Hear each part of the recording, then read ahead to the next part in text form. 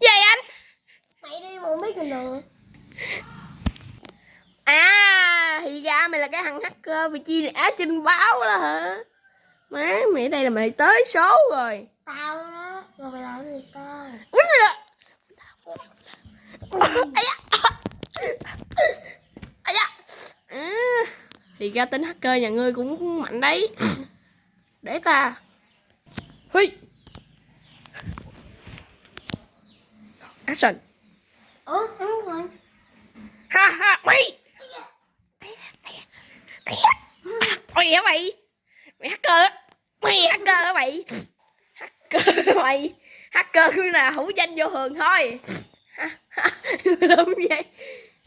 Ngươi cũng chỉ là một tên tiểu hacker nho nhỏ. Gì thế? Trời ơi gì quá. À, thế đâu rồi?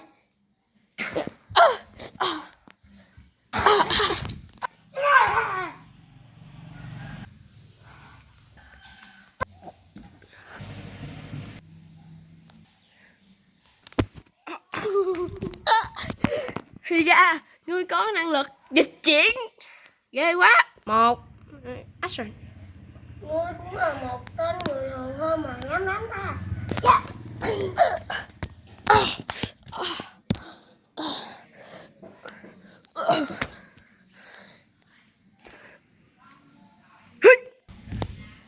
Hắn đâu rồi?